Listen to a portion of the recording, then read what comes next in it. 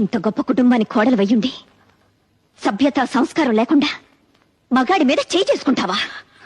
కనీసం పనివాళ్ళున్నారని ఇంగిత జ్ఞానం కూడా లేకుండా పోయిందా నీకు? తప్పుడు మాట అంటే చెప్ప పగలగొట్టాను తప్ప. అయినా నువ్వెవరు నాకు అడ్వైస్ చేయడానికి? నాకు అత్తగారివా? కోడలిగా ఈ ఇంట్లో దీపం పెట్టడానికి నువ్వెలా వచ్చావో నేను అలాగే వచ్చాను. దీపం పెట్టడం అంటే నూనె పోసి వత్తి వేసి వెలిగించడం కాదే. పోయే వరకు మనం బ్రతకాల్సిన ఈ ఇంటి పరువు మర్యాద కాపాడమేనే దీపం పెట్టడం అంటే. నువ్వు చెప్తే తెలుసుకోవాల్సిన స్థితిలో నేనేం లేను. నేను నీకంటే ఎక్కువ చదువుకున్న దాన్ని, నాగరికత తెలిసిన దాన్ని. నాగరికత అంటే అర్థం పెద్దవాళ్ళని గౌరవించకపోవడం, మగాడిని చేయి చేసుకోవడం అనుకుంటున్నావా? కాదే. పట్టు చీర కట్టినా పాతి చీర కట్టినా ఎదుటి వాళ్ళు చేతులెత్తి నమస్కరించేలా ఉండటమేనే నాగరికత అంటే. చూడు, ఇంకో ఆర్గ్యుమెంట్స్ అనవసరం. నీతో నీతులు చెప్పించుకునే అవసరం గాని, అడ్డమైన వాళ్ళ ముందు తలంచి బ్రతకాల్సిన కర్మ గానీ నాకు లేదు.